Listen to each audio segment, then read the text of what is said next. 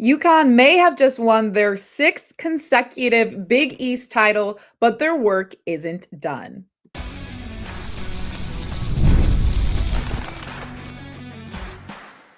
You are Locked On Women's Basketball, your daily podcast on women's basketball. Part of the Locked On Podcast Network, your team every day. Welcome, everyone. You are Locked On Women's Basketball, your team every day. My name is Kalia Butler, the sideline reporter for the Chicago Sky, and thanks for being an everydayer and making the Locked On Podcast Network the #1 sports podcast network. As always, I'm joined with Sophia Jones, the radio analyst for the Golden State Valkyries. Sophia, what should we be on the lookout for today? You know, there's a lot of basketball going on right now. There's basketball soon to come, but taking it a step further, we are crossing our fingers that hopefully basketball will be coming in the near future. Well, let's take a little step back first because everybody was giving you very good birthday wishes in the comments yesterday. So, Sophia, give us a brief recap of how your birthday went. You know what? It was amazing. Just got a nice dinner, was able to spend it with my boyfriend out here in Italy. So had a great time, but would have been better if we got maybe some more positive CBA news, but we will get into that. I know that was literally your only birthday wish, but you didn't get it. Sorry, the WNBA didn't care enough about your birthday yesterday. But it's okay. Hopefully we'll have good news coming up soon. We'll keep you updated with the CBA because we don't know where it is. That's why I said CBA, where you at? We'll talk about that later. We'll also get into the Women's World Cup qualifying team because they are set to play tonight. And then we have to get into UConn once again because they are on the verge of a title repeat, and this team is looking maybe even stronger than last season's team. Again, we've mentioned it every single time. They have a perfect record this season. They had lost 3 games last season and still won the national title. They are looking like they can absolutely have another repeat at that. We've seen some of the previous UConn teams back to those 2016 days where they had an undefeated season and then they went on to win the national championship as well. But what I said yesterday too was that Coach Auriemma, even after winning this Big East title, said that there's pressure everywhere you turn, even after having a 90-51 victory win over Villanova. He said it's actually not as easy as it sometimes looks to get to this position. Now they only have 6 more victories away from their 13th NCAA title and 7th perfect season in program history. What is the reality of that for them, bringing that into fruition? It's a very possible reality, and I think that's why Gino Auriemma is trying so hard to continue the conversation and dialogue around the team going inward, and that they're not the clear and away favorites. He said, like you mentioned, that there's still pressure. Some of these wins aren't as pretty as they seem. He continues to remind everyone that they don't have a Paige Bueckers anymore, who was dominant down the tournament stretch last year. So that is just really helping to create an internal drive for UConn and why they are looking as strong as they are. Because if they play like they're #1 and they play like they're the front runners, that's when teams get comfortable. I think in these positions, obviously, one of the most helpful aspects to have is experience. Obviously, essentially, this whole team was here last season, won the national championship last season. Head coach Gino Auriemma obviously knows how to coach on the big stage as well. So it's more of just an execution standpoint almost for UConn, which they clearly haven't had any issues in doing this season. The only thing to me is that obviously they're going to have a target on their back from every team. They're coming in. They just won the title. They have an undefeated season. Obviously, everybody is going to have UConn circled in their bracket and be like, we have to figure out how to get past them. But it's really difficult when you have an Azzi Fudd who is also in her senior season. She wants to get another victory before she heads out. And obviously a Sarah Strong as well, who is likely going to be the player of the year. When you have that tandem together, and then just looking at the depth of this team too, they had a really strong transfer portal with Sarah Williams coming in from Wisconsin. And it's been an interesting challenge for her as well, because she said she wanted to transfer to UConn specifically because she knew it was going to be challenging, and she wanted to put herself in an uncomfortable position and be able to get as much as she could out of her collegiate basketball career. She has come in and had a really good boost for them too, averaging 7 points per game and 4 rebounds. So they have some depth. You also have an Ashlyn Shade, a KK Arnold, who has gotten better every game as well and taken on that leadership role of being the point guard for the team for the most part, and figuring out how to play that role a little bit better every single game. So you just have too much depth. You have too much star power. The reality is that they're going to win this one again. It's hard to imagine any other scenario where that isn't the case. Even looking at some of the potential teams that could be in UConn's tournament region, the number 2 these are all projections also, but number 2, Vanderbilt, number 3, Michigan, number 4, Maryland, and number 5, Ole Miss. UConn did play Michigan, and that was only a 3-point win for them. It was played pretty tight, but UConn still did control the majority of that matchup. But looking at that whole field of teams, it's hard to see any one of those getting the win over UConn. And so when you can get the easiest path to the Final Four, that just makes your job even easier. Yeah, kind of just breaking that down too. When we're looking at Vanderbilt, I think the clear differentiator for this would probably be the front court difference. UConn has way too much size that Vanderbilt doesn't have. When you're looking at, impact of a guard, obviously they are going to have to rely on that for the most part to try and get anything past UConn's defense. But realistically, UConn just wears teams down so much, and you can't only leave it up to a Michaela Blakes and Aubrey Galvin, who hasn't had to go up against a team like this on a stage like this just as a freshman. The reality just doesn't seem there. But do I think Vanderbilt could put up possibly a good fight? For sure. Michigan, the only team, as you mentioned, that gave UConn even a close run for their money, because that was only a 3-point game. As you mentioned, every other win they've had this season has been basically by a minimum of 20 to 30 points. Their average win margin has been 37.8 points per game this entire season, which is the 3rd best output in the NCAA women's basketball history. As I mentioned before, the only 2 previous UConn teams were better a couple of years ago. And then you go down the list with Maryland and Ole Miss, who I think has been a really good contender within the SEC, but still UConn is just a different beast to take on. And you just have to find their weak spots, where it's just like, where do you find the weak spots in UConn? It's really difficult to break their team down. They are such a complete roster. With some of these teams, you can maybe look a little bit more, okay, they're offensive based, or they just are really physical on defense.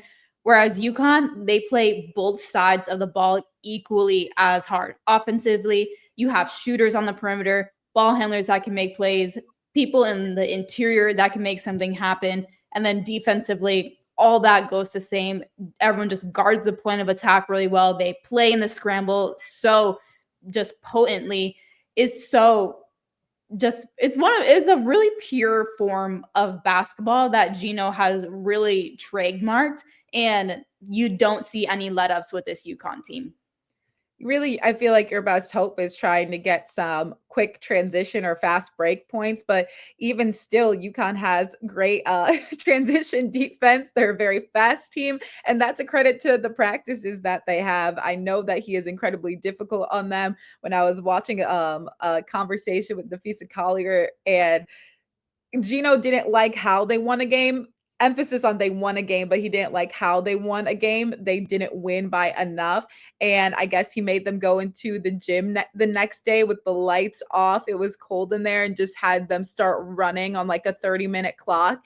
And whoever he felt wasn't running hard enough or fast enough had to continue running. So let's just say that this is a well-conditioned team who, again, has obviously been on this big stage before and is not shy from getting to the spotlight. So likely going to see UConn having another national title to their name, but stick with us because coming up after this, speaking of a couple former Huskies that will be on the qualifying team, as well as hoping to see Caitlin Clark play basketball once again.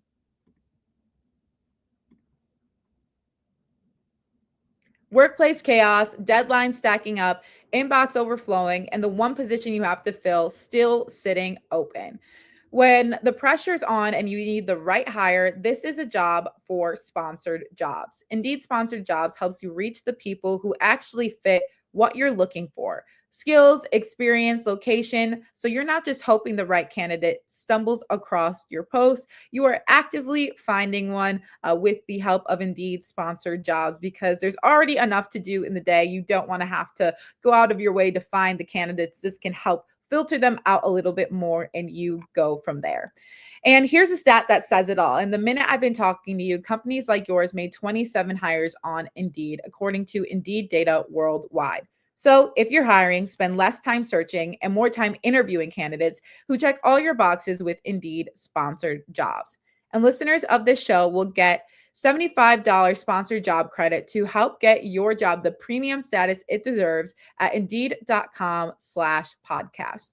Just go to Indeed.com/podcast right now and support our show by saying you heard about Indeed on this podcast. Indeed.com/podcast. Terms and conditions apply. Need to hire? This is a job for Indeed sponsored jobs.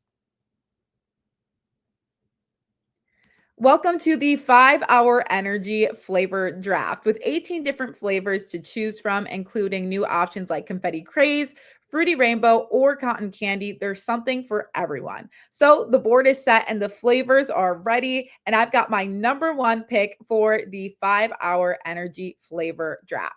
So my number one overall pick is going to go to confetti craze. I like that it's not overly sweet, but honestly, this is in honor of Sophia's birthday yesterday as well. Confetti, birthday cakey kind of flavor. That's what ideally comes from it. There's some sweet vanilla frosting and sugary sprinkles in it, but again, it's not too overpowering.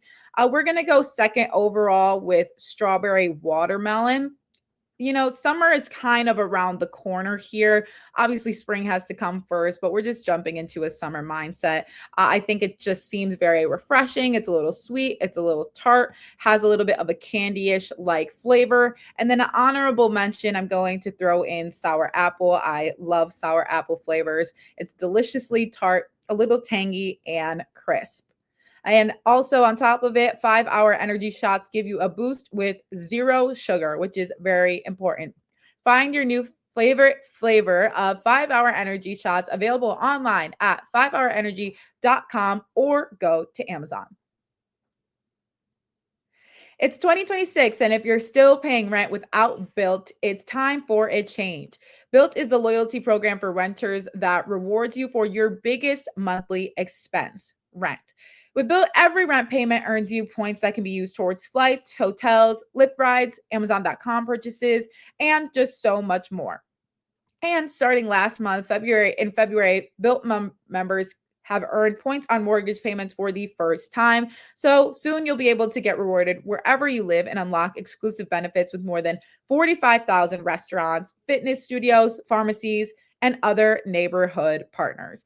Personally, I would like to redeem my points for Lyft rides because sometimes you just don't want to have to drive your car places. It's easier to just get dropped off right in front, especially in Chicago. It's cold during the winter. I don't want to really have to park and walk around the corner. I'm just going to take a Lyft ride and walk right in. So ideally, I can get some points for that. Join the loyalty program for renters at joinbuilt.com/lockedonwomen. That's JOINBUILT.com/lockedonwomen BILT.com/LockedOnWomen. Make sure to use our URL so they know we sent you.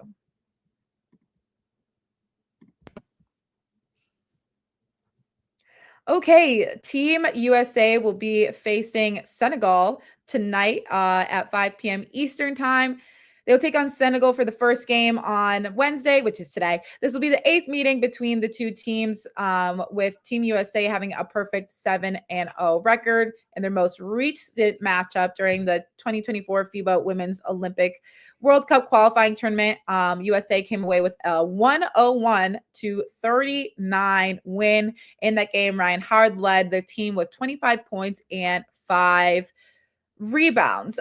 Taking a look at the roster, I think I like most about it is we literally just saw a majority of these players in Unrivaled. When you're looking at Mo Billings, Paige Bueckers, Ray Burrell, Chelsea Gray, Ka Copper, Dearica Hamby, Ryan Howard, Kiki Iriafen, Jackie Young, Angel Reese, and Kelsey Plum. But we finally get to see Caitlin Clark play after obviously having some season-ending injuries. This is her first time she has really been able to get back. She was practicing with the Fever towards the end of their season, but still wasn't playing. This is the first time that we can ideally see her on the court, as well as some new faces that have replaced some players that were originally on this qualifying team. Yeah, for Caitlin Clark, her exit interview comments were surrounded by being excited for this opportunity with Team USA, getting to work with that. It'll be really great for her to get this 5-on-5 before it gets to, again, hopefully a WNBA season soon, so she can get her legs back under her, be in that environment, especially around so many other great and talented players. But some of these replacements, Aaliyah Boston and Sonia Citron, were originally listed on the roster, but they both suffered right lower extremity injuries towards the end of Unrivaled that led to Mo Billings and Ray Burrell now being on that roster. But Team USA is just always so stacked. They already have qualified for this year's FIBA Women's World Cup, which will be in September in Berlin. So they're essentially using this qualifying round tournament as practice. And another big aspect of this is that the tournament is going to be coached by, Team USA is going to be coached by Duke head coach Kara Lawson, who just came off a ACC championship. Now she is going to take a quick little trip with Team USA. Then after that, she has to come all the way back for the NCAA tournament. Sophia, you know her better than I do. Obviously, you have some family connections with her. How locked in is Kara Lawson to be able to take on a task like winning a tournament, trying to win with Team USA, then coming back and trying to make a push within the NCAA tournament? She is such an insane basketball individual, and I say that with the highest amount of respect. Her and my father used to work together on ESPN broadcasts, and during that time, she was still pursuing other things. So she was working as a basketball broadcaster for the NBA, but also hopped right back into coaching with this Duke opportunity. This was directly after she was working as a broadcaster, and didn't really miss a beat in establishing a tremendous culture and reviving the Duke women's basketball program. But she, again, has such an incredible basketball mind, overall extremely tenacious individual, where I can see wearing multiple hats isn't an issue for her because she has so much passion towards basketball. And when you think at that high of a level, or when you think at that high of a level of the game, all this stuff is just, they feed into some of your healthy obsession. And she's just somebody that really commands your attention when she speaks. I remember calling a Syracuse and Duke game when I was at Syracuse, and we went to go talk to her before the game, and she was just like in the room by herself, like silent, just like waiting for us to come in and ask her questions. Like I just literally felt like I had to be like sitting straight up, making eye contact. And it's not that she's like a scary individual, but she is just so locked in and intense about basketball. and she is just so firm in what she is saying and has such a fantastic basketball mind that you just feel like you're absorbing a lot of information, and you have to literally be like standing at attention to make sure that you are getting it all in. So it is no surprise to me that she's been able to win a tournament. Now is going to go try and win another game against Senegal tonight, and then move on and try and make maybe another Sweet 16 run with Duke. But what are you most looking out for when it comes to this match today, Sophia? I'm going to look to see what lineups Kara Lawson decides to use. Again, because Team USA already has solidified their spot in the actual tournament in Berlin, this is all practice. There's so much talent on this roster that I'll be very interested to see who gets maybe more minutes over to who, and who plays and works better with other people, because it's a lot of different mixed teams. I think the highest representation on here would be the current Los Angeles Sparks between Plum, Hamby, and Burrell. But other than that, a lot of people coming from different places. So it'll be an interesting to see how they all mix. Yeah, curious to see how she mixes and matches these. But we've seen her do it before, and she does a fantastic job with the lineup. So excited to see more women's basketball, because, again, we can't get enough of it. But coming up next, the CBA is still in the realm. It's in the unknown. We're not sure. But we'll keep you up to date with what happened as the deadline yesterday came and passed.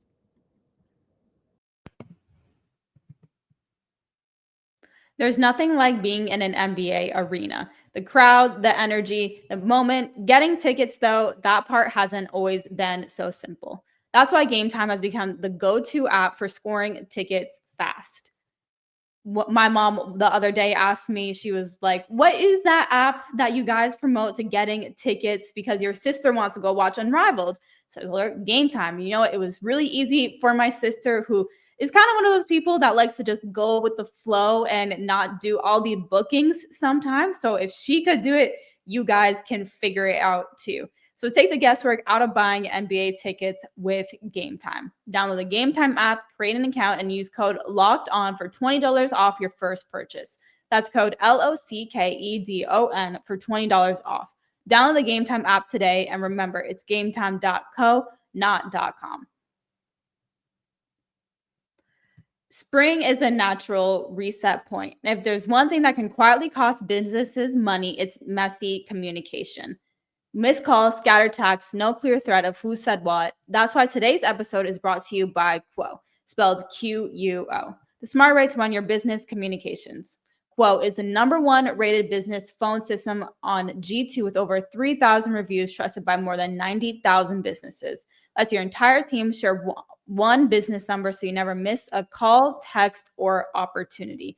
And that part is really huge, because when different messages are coming from multiple streams, it's hard to actually stay on top of it all. And so you want to make things as efficient as possible. And with Quo, everything lives in one clean thread: calls, texts, and voicemails. So make this the season no opportunity and no customer slips away. Try Quo free and get 20% off your first 6 months at quo.com/lockedonnba. That's quo.com/lockedonnba. Quo. No missed calls, no missed customers.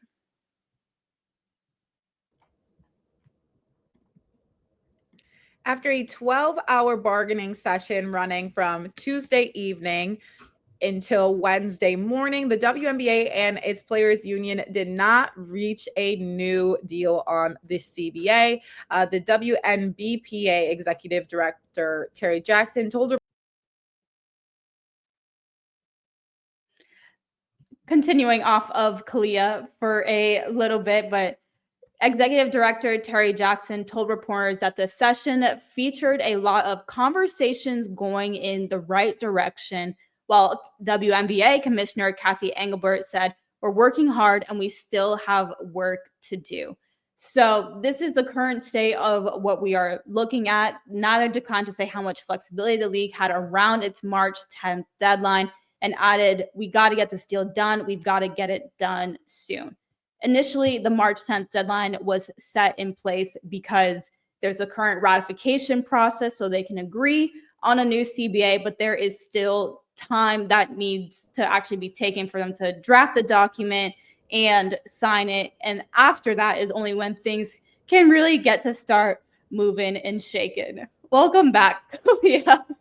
Thank you. Apparently my computer thought I had enough talking time for the day, so I apologize for that. But Sophia, continue on with the CBA. Where are we at?